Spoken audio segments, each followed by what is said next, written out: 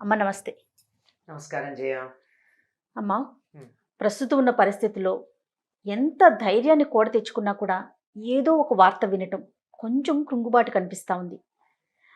పర్వాలేదు, ఏం కాదు, మన జాగ్రత్తలతో మనం ఉందాం అనుకుంటున్నాం. కానీ మన పక్కన వారికో లేకపోతే మన ఇంట్లో బంధువులకో ఏదో జరిగిందని ఒక వార్త వింటాం. వెంటనే ఒకలాంటి భయం.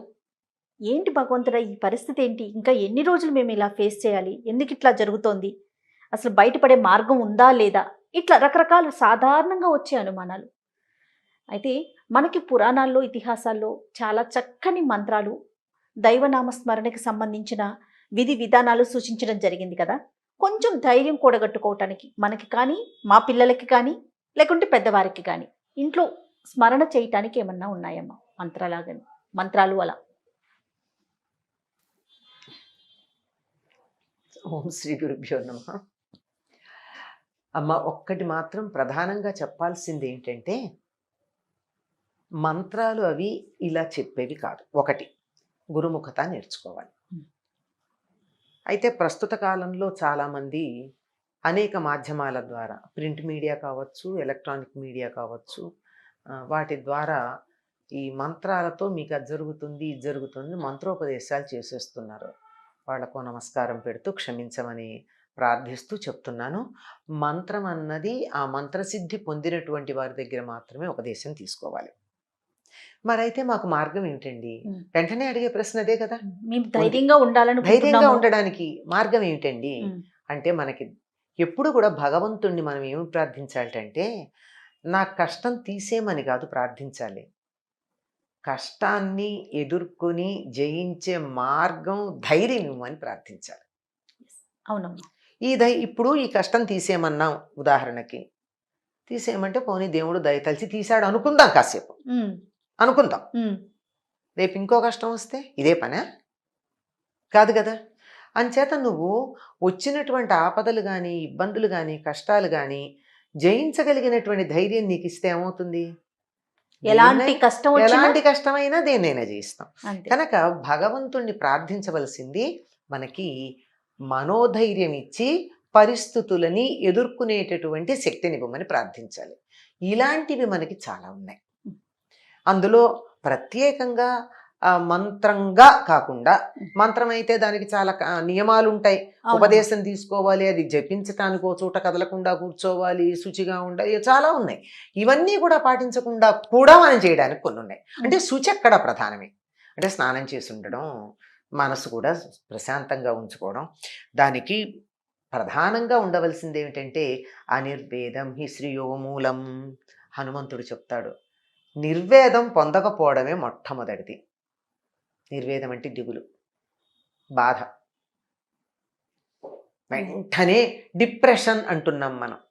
నేనేం చేయలేను, అయిపోయింది, అంతా అయిపోయింది బాబాయ్, అసలు ఇంకా ఇందులో నుంచి బయటికి రాలేను అనేటటువంటి భావన ఎప్పుడైతే ఉందో, చక్కగా మంగళహారతి పళ్ళెం పెట్టి ఆ బాధని, దుఃఖాన్ని రావమ్మ మా ఇంటికి అని పిలిచాం. అందువల్ల మొట్టమొదట ఉండవలసింది దిగులు పడకుండా ఉండడం, ధైర్యంగా ఉండడం. ధైర్యం ఎలా వస్తుంది? అదే కదా మీరు, అందుకే చెప్తున్నా, ధైర్యం యొక్క ఆవశ్యకత చెప్పాను. ధైర్యం ఎట్లా వస్తుంది అంటే, ఆపదల నుంచి రక్షించటానికి ఒకళ్ళు వాగ్దానం చేస్తున్నారు. అది చిన్నప్పటి నుంచి మరి మీరు కూడా వినే ఉండాలి. మాకైతే ఇంట్లో పెద్దవాళ్ళు చెప్పింది, ఆపదామపహత్తారం దాతారం సర్వసంపదాం లోకాభిరామం శ్రీరామం భూయో భూయో నమామ్యహం. రాముడంటే ఎట్లాంటి వాడు? ఆపదలు పోగొడతాడు. ఆపద అంటే మన ప్రమేయం లేకుండా, మనమేం చెయ్యకుండా వచ్చి మన నెత్తి మీద పడేటటువంటి కష్టం. ఇప్పుడు ప్రస్తుతం ప్రపంచమంతా ఎదురు చూస్తున్నటువంటి సమస్య ఎవరు చేశారో వాళ్ళ సంగతి అక్కడ పెడితే, మిగిలిన ప్రపంచమంతా పాపం ఎవరు కావాలని చేసింది, వీళ్ళ ప్రయత్నం వల్ల వచ్చింది కాదు కదా. అది మీద పడింది వచ్చి, దాన్ని ఆపదంటాం. అది చెప్పా పెట్టకుండా అనుకోని దిశల నుండి అనుకోని విధంగా నెత్తి మీద ధడేల్మని పడ్డట్టు పడేటటువంటిది ఆపద. ఏదో నేను బాగా నిన్న ఎక్కువ తిన్నాను, ఇవాళ కడుపు నొప్పి వచ్చింది, అది ఆపద కాదు. మనం తప్పు చేసాం, మనం స్వయం ఎక్కువ కృతం తినేసాం అంతే. స్వయం కృతం రోగం తెచ్చుకున్నాను, రమ్మని రోగాన్ని తెచ్చుకున్నాం. అవును. ఆపదంటే మన ప్రమేయం లేకుండా వచ్చి మన నెత్తి మీద పడేది. అటువంటి ఆపదలు మనకి తెలియకుండా చాలా ఉంటాయి. ఇంట్లోంచి నేను బయటికి వెడుతున్నాను, యాక్సిడెంట్ అవ్వచ్చు, నా ప్రమేయం ఏముంది అందులో? నేను బాగానే నడుపుతున్నా బండి, కానీ అవతల వాడు నడపద్దు. ఎక్కడో ఏదో అంటే ఇలా వెడుతూ ఉంటే అక్కడెక్కడో పెద్ద అల్లరైంది, తూటాలు కాల్చారు పోలీసులు. ఆ పక్కన ఎక్కడో ఎటో పని మీద పెడుతున్నటువంటి వాడికి వచ్చి ఆ తోటా తగిలి చనిపోయిన సంఘటనలు మనం అక్కడక్కడ చదివాం. అవును. ఏ ప్రమేయం ఉంది అది? అది ఆపద. ఉమ్. అస్సలు అన్ఎక్స్పెక్టెడ్ కార్నర్ నుంచి వచ్చిన అన్ఎక్స్పెక్టెడ్ ప్రాబ్లం ఆపద. మన ప్రస్తుతానికి మనం అందరం అందరు ప్రపంచం యావత్తు సుమారుగా అనుభవిస్తున్నాం. 1.5 సంవత్సరంగా అటువంటి ఆపదలో పడుంది. ఉమ్. అటువంటి ఆపద పోగొట్టడానికి ఒక ఆయన ఉన్నాడు, ఆపదామపహర్తారం. ఎటువంటి ఆపదన్నా కావచ్చు, ఇది ఆరోగ్య సంబంధమైంది కావచ్చు, ఆర్థికపరమైంది కావచ్చు, లేదంటే మరి వాతావరణపరమైంది కావచ్చు, మరొక రకమైంది కావచ్చు. ఇటువంటి ఆపదలు, అటువంటి ఆపదలన్నింటినీ పోగొట్టి దాతారం సర్వసంపదాం, అన్ని రకాల సంపదలు ఇస్తాడు. సంపద అంటే మనం ఉండే క్యాష్ అనుకుంటాం, లేదా భవనాలు, లేదా పొలాలు, ఇవే కదా అనుకుంటాం సంపదని. ఇది ఒకటే సంపద కాదు కదా. ఆరోగ్యం సంపద, సంతానం సంపద, బంధువర్గం సంపద, స్నేహాలు సంపద, ఎన్నున్నాయమ్మా? అవునమ్మా. విద్య సంపద, అన్నిటిని మించి ధైర్యం సంపద. ప్రధానమైన సంపద. సంపద ఎక్కడికి వెళ్ళినా విజయం పొందడం ఒక సంపద, వాక్కు సంపద. ఇలా ఏవేవి సంపదలను అనుకుంటున్నామో, సంపద అంటే కావలసినంత ఉండడం సంపద. నేను ఇంకొకళ్ళకి ఇవ్వగలిగినంత అధికంగా నాకు ఉండడం సంపద. నాకు కావాల్సిన దానికన్నా ఓవర్ఫ్లోయింగ్ అంటారే, అంత ఉండడం సంపద. పొంగి పొర్లేటంత అధికంగా ఉండడం సంపద. సరిపడా ఉంటే కాదు, పొంగి పొర్లిపోయేటంత ఉండాలి. అటువంటి సంపదలు ఏమిస్తాడంటే సర్వసంపద, సమస్తమైన సంపదలు. ఆ ఇచ్చే ఆయన ఏమన్నా ఎట్లా ఉంటాడంటే లోకాలకంతా కూడా ఆహ్లాదం కలిగిస్తాడు. అన్నిటికన్నా ముందుగా ఉండాల్సిన ఆహ్లాదమే కదా. లోకాభిరామం, లోకాలన్నింటికీ కూడా మనోహరత్వం. అసలు ఆయన చూస్తే చాలటండి, లోపలున్న దిగులు బాధ అన్నీ పోయి మొహంలో, మన మొహంలో కూడా చిరునవ్వు వచ్చేస్తుంది. ఆనందంగా చిరునవ్వు ఎప్పుడు వస్తుంది? మనసు బాగున్నప్పుడు. అలా ఇవ్వగలిగినటువంటి రాముడికి నేను అనేక మార్లు నమస్కారం చేస్తున్నాను అని మాకు చిన్నతనంలో మా ఇంట్లో పెద్దవాళ్ళు చెప్పింది. ఇంట్లోంచి అడుగు బయట పెడుతూ ఆపదామపహర్తారం చదువుకుని వెడితే ఎటువంటి ఇబ్బందులు దారిలో ఉండవన్నారు. అంతేకాదు, ఇప్పటికి కూడా పిల్లలకి జ్వరాలు అవి వచ్చి వాళ్ళు భయపడుతూ ఉంటే ఆపదామపహర్తారం చదువుకోండి. ఆయన రాకపోతే ఆయన దాకా వెళ్ళే పని కూడా లేకుండా ఆయన గుమ్మంలో ఒక ఆయన ఉంటాడు, మనం అన్నీ చూసుకోవడానికి. ఆయన్ని ఒకసారి తలుచుకుందాం. ఎవరాయన గుమ్మంలో ఉండి ఆయన తరఫున చేసేవాడు? హనుమంతుడు. బుద్ధిర్బలం యశో ధైర్యం నిర్భయత్వం అరోగిత. బుద్ధి, బలము, నిర్భయం, భయం లేకపోవడం, అరోగిత రోగాలు లేకుండా ఉండడం, జడత్వం, కథలు లేకుండా స్టాండ్ స్టిల్, ప్రతిదీ ఆగిపోయింది కదమ్మా. అవునమ్మా. ఎక్కడా అసలు చురుకుతనం ఏమన్నా ఉందా? జడులమైపోయాం కదా. ఇళ్లల్లోంచి కాలు బయట పెట్టకుండా అయిపోయారు కదా. అటువంటి జడత్వం అంటే మనసులో పెడుతున్నాం, కొంతమంది మనసులో కూడా ఉన్నారు.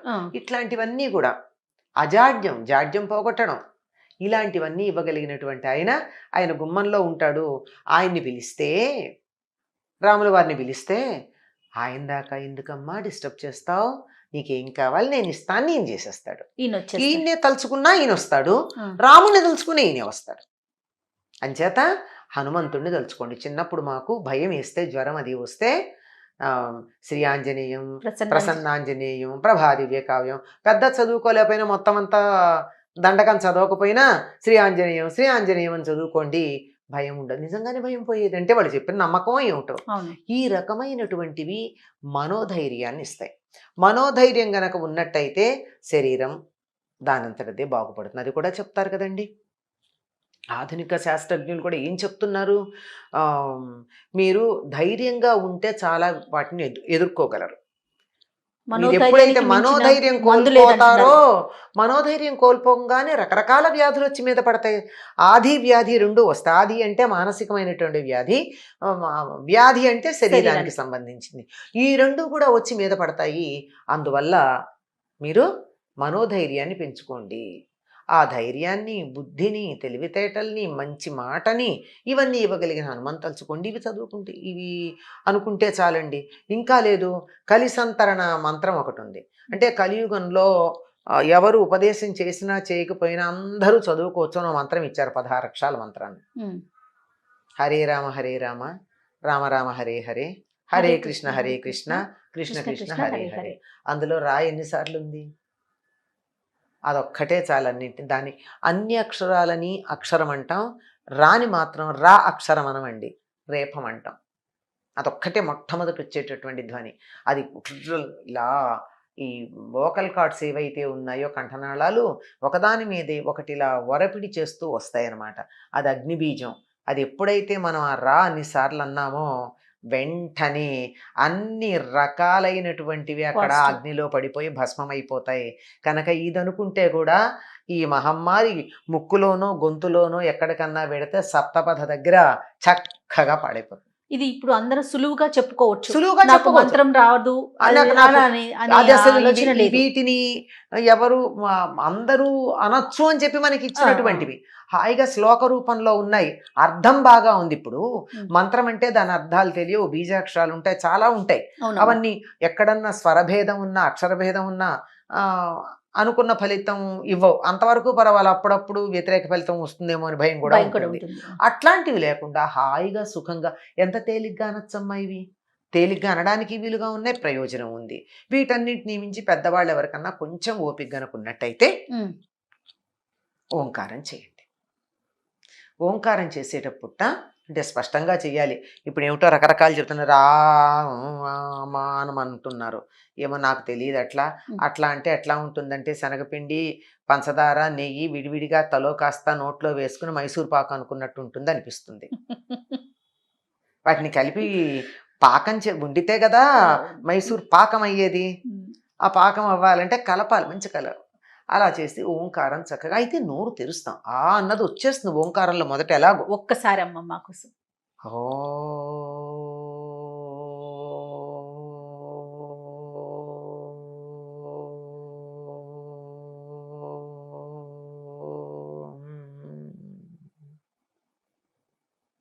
ఇంత అనలేరు. ఇంత అనగలిగినట్టయితే ఈ గుండెల్లో ఊపిరితిత్తుల్లో చక్కగా గాలి తీసుకోవడం వదలటమై ఊపిరితిత్తులు బాగుపడతాయి. ఊపిరితిత్తులు చక్కగా ఉంటే లోపలికి గాలి బాగా పెడుతుంది. గాలి బాగా పెడుతుందంటే ప్రాణవాయువు చక్కగా ఉంటుంది. దీనితో పాటుగా ఇది ఉచ్చరించేటప్పుడు ఈ కంఠనాళాల దగ్గర నైట్రోజన్ వస్తుందట. గాలిలో నైట్రోజన్ కూడా ఉంటుంది కదా. నైట్రోజన్ తగిలితే చాలు చాలా రకాలైనటువంటి వైరస్లు డెడ్ అయిపోతాయి అందులో ప్రస్తుతం కూడా. అందుకే ఓంకారం చేసినటువంటి వారు ఎవరికి కూడా ప్రస్తుతం అందరినీ బాధిస్తున్న మహమ్మారి వాళ్ళ దగ్గర వెళ్ళలేదు అని మనం ప్రత్యక్షంగానే చూస్తున్నాం కదా. అవునమ్మా. హాయిగా తిరుగుతున్నారు. అయితే ఇతరులకు ఆదర్శంగా ఉండాలి గనక మాస్కులు పెట్టుకుంటున్నారు. ఇతరులకు ఆదర్శంగా ఉండాలి గనక దూరంగానే ఉంటున్నారు. చేతులు ఎలాగో కడుక్కుంటారు. ఇవి పాటించే వాళ్ళంతా ఎప్పుడు శుభ్రంగానే ఉంటారు. అమ్మ, ఎంత దైవ నామస్మరణ చేస్తూ ఉన్నా కూడా మనం తీసుకోవాల్సిన జాగ్రత్తలు మాత్రం ఖచ్చితంగా తీసుకోవాలమ్మా. భగవంతుడు ఏం చేస్తాడంటే తాను వచ్చి మన దగ్గర ఇట్లా తీసి అక్కడ పారేయడు కదా, మార్గాలు చూపించాడు. ఆయనకి ఇంతమంది దగ్గరికి వచ్చి చేసి అంత బద్ధకస్తులమా మనం బద్ధకస్తులం అయితే ఆయన సహాయం చేయాల్సిన అవసరం ఏముంది? మన బద్ధకాన్ని ఆయన పరిపోషించాలా?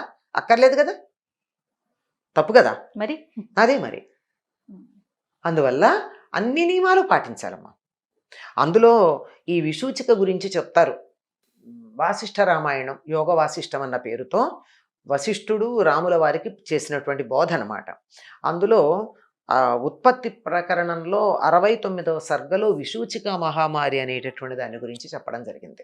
దాని పేరే అదే. అది నేను ఒకేసారి అనేక మందిని తినేయాలి అని చెప్తుంది అనమాట. అది బ్రహ్మ గురించి తపస్సు చేస్తే మరి చాలట్లేదు, దాని పెద్ద నోరు ఉంది, ఎంత దానికి సరిపోవటం లేదు. నాకు సరిపోవాలి, నాకు తృప్తి కలగాలి, సంతోషం అనుకున్నామే, ఆ తృప్తి కలగాలి. ఎట్లా అంటే చిన్న నోరైతే కొంచెం తింటే సరిపోతుందిగా. అందుకని విసూచికలాగా చిన్న సూదిలాగా తయారైంది అన్ని, అయినా తినేస్తోంది. అంటే ఆయన కొన్ని బ్రహ్మగారు వరం ఇస్తూ, మరి తపస్సు చేసిన గనక వరం ఇవ్వాలి, వరం ఇస్తూ నువ్వు ఫలానా ఫలానా వాళ్ళని తిను పర్వాలేదన్నాడు అని చెప్పి దాన్ని ఎదుర్కోవడానికి మంత్రం కూడా ఇచ్చాడు దేవతల దగ్గరకు వచ్చి. ఎవరెవరిని తినమన్నాడంటే దుర్భోజన దురారంభ దుస్థితయశ్చయే, చెడ్డ తిళ్ళు తినేవాళ్ళు, చెడ్డ ఆలోచనలు చేసేవాళ్ళు, దుష్టులైనటువంటి వాళ్ళు, చెడు ప్రదేశాల్లో ఉండేవారు. చాలా దానికి అసలు ఏమన్నా అర్థం మనకి వేరే చెప్పక్కర్లేదు కదా, స్పష్టంగా ప్రస్తుతం మనం ఎదుర్కొంటున్న ఆపదకి అద్దం పట్టినట్టు కనపడుతోందా లేదా? ఎందుకు మనం నిమిషం చేతులు కడుక్కుంటున్నాం? ఆహారం చల్లంది తినకండి, పాత తినకండి, వేడిగా ఇవన్నీ ఎందుకు? దుర్భోజన, సరైన ఆహారం తినండి, ఆరోగ్యకరమైన ఆహారం తినండి, బలవర్ధకమైన ఆహారం తినండి, జంక్ ఫుడ్స్ మానేయండి, ఇట్లాంటివన్నీ చెప్పుకుంటున్నావా? అది అప్పుడే చెప్పారు. వీటిని ఎవరైతే పాటిస్తారో వాళ్ళ దగ్గరికి రాదుగా. దుర్భోజన దురారంభ దుస్థితశ్చయే దుష్టాహ, వాళ్ళ దగ్గరికే వస్తుంది అది. అక్కడికి మాత్రమే వెళ్ళి మిగిలిన చోట్లకి వెళ్ళొద్దని కట్టడి చేసేసాడు ఆల్రెడీ. ఆయనే అక్కడ లాక్డౌన్ పెట్టాడు, అక్కడికి వెళ్ళొద్దని, ఎక్కడెక్కడికి వెళ్ళకూడదు ఇవన్నీ. అట్లా అంటే ఎటువంటిది కూడా 100 ఏళ్లకు ఒకసారి ఏదో ఒక విపత్తు వస్తూనే ఉంటుంది. ఆ వచ్చినప్పుడు ఎవరైతే తట్టుకుని నిలబడగలుగుతారో వాళ్ళు కొనసాగుతున్నారు, తట్టుకోలేని వాళ్ళు మాత్రమే అవుతున్నారమ్మా. చాటతో చెరిగినప్పుడు తప్పా తాలు ఎగిరిపోయినట్టు ఎవరెవరైతే అతి గాజు బొమ్మల్లాగాను మైనపు ముద్దల్లాగాను బ్రిటిల్గా ఉన్నారో అట్లాంటి వాళ్ళని కొంచెం ఇబ్బంది పెడుతోంది. అందువల్ల మనం అంతా గట్టిగా తయారైతే అదేం చేయలేదు. సో ధైర్యంగా ఉండటం అంతే కదమ్మా. మానసికంగా ధైర్యంగా ఉండాలి, శారీరకంగా బలంగా ఉండాలి. మనసుకి బలం ఉండాలి, శరీరానికి బలం ఉండాలి, అలవాట్లు చాలా నిక్కచ్చిగా ఉండాలి, మంచి అలవాట్లు ఉండాలి. ఏమీ చెయ్యరు. మనలాంటి వాళ్ళం తిరగటం లేదు అంటే మన ఉదాహరణగా తీసుకోమని చెప్పట్లా నేను, కానీ అది దాన్ని దూరంగా పెట్టే పద్ధతి. మా ఇంటికి రా అంటే వస్తోంది, మరి రాకుండా అది ఒకవేళ వచ్చినా కూడా తగిన జాగ్రత్తలు తీసుకుంటే అది ఏం చెయ్యట్లేదు. ఎందుకంటే భారతీయులని కొంచెం తక్కువేనమ్మా చేయగలిగిన లక్షణం. ఇప్పుడు దీనివల్ల జరిగినటువంటి ఉపద్రవాల్లో కూడా చాలా వరకు దీనివల్ల జరిగినవి కాదు, ఇది కాస్త బలహీనపడితే మిగిలినటువంటి అనారోగ్యాల వల్ల చనిపోయిన వాళ్ళ సంఖ్య ఎక్కువ. ఎందుకంటే శరీరంలో ఉన్న రోగనిరోధక శక్తిని తగ్గిస్తుంది. రోగనిరోధక శక్తిని తగ్గించేటప్పటికి ఎప్పుడెప్పుడో ఎదురు చూస్తున్నాయి, మీద పడదామని మనం అదుపులో పెడితే అవి ఒక్కసారిగా మీద పడుతున్నాయి. దానివల్ల అవుతూ ఉంది. ఆరోగ్యంగా ఉన్నటువంటి వాళ్ళకి ఇది 100% సోకదు. ఆ 10% సోకినా దాంట్లో అదేం చెయ్యదు. పాపం వచ్చింది, అది మాత్రం ఏం చేస్తున్నాం, అది ఉండడానికి ఒక చోటు కావాలి. ఏమైనా తగిన జాగ్రత్తలు అయితే మనం పదే పదే చెప్పుకోవాలమ్మా, తప్పనిసరిగా చెప్పుకోవాలి జాగ్రత్తలు. అసలు ఇవాళ దాని గురించి చెప్తున్నాం కానీ ఒకప్పుడు మనం పాటించిన దేశం ఇవి. వీటిని నిత్యకృత్యంగా పాటించాం, మళ్ళీ పాటిద్దాం ఖచ్చితంగా. ఎందుకంటే పెద్దవాళ్ళు వస్తే మాట్లాడేటప్పుడు పైన ఉన్నటువంటి తుండుగుడ్డ కానీ వస్త్రం కానీ ఇలా పెట్టుకునే మాట్లాడేవాళ్ళు కానీ నోటి తుప్పర్లు పడతాయని చెప్పి ఇది లేకపోతే కనీసం ఇట్లా అన్నా పెట్టుకుని మాట్లాడేవాళ్ళు కానీ నేరుగా మాట్లాడేవాళ్ళు కదా. కావాలంటే ఇప్పటికీ చూడండి, మీరు పీఠాధిపతుల దగ్గరికి వెళితే ఎవరైనా ఇలా పెట్టుకునే మాట్లాడతారు. అవునా? మాస్క్ అంతకన్నా ఇంకేముంది, దగ్గరికి రారు, దూరంగానే ఇట్లా దూరంగానే మెలుగుతారు, చాలు కదమ్మా. ఎంగిళ్ళు తినరు, ఒకళ్ళు ఎంగిలు ఒకళ్ళు తినరు, నిన్నటి తినరు, బయట తినరు, ఎలా వండారో, వండేవాళ్ళు ఎంత అశుచిగా వండారో, వ్యాపార ధోరణితో వండుతారు గనక ఏమి చెత్త పదార్థాలు వేశారో. అంతేకాదండి, వండేటప్పుడు మనసు ఎట్లా ఉంటుందో ఆ వండేవాళ్ళ మానసిక స్థితి తిన్నవాళ్ళకు కూడా వస్తుందట. వాళ్ళు వ్యాపార ధోరణిలో వండుతూ ఉంటారు గనక అది తిన్నటువంటి వాళ్ళకి ఎంతసేపు కమర్షియల్ అవుట్లుకే పెరుగుతోంది పిల్లల్లో. నాకేమిటిటా అనే చూస్తున్నారు కదా, ఎందుకంటే వాళ్ళు తింటున్న ఆహారం నాకేమిటిటా అని ఉండేవాళ్ళది అనే ఆలోచనతో వండుతున్న వాళ్ళ దగ్గర తింటున్నారు కనుక.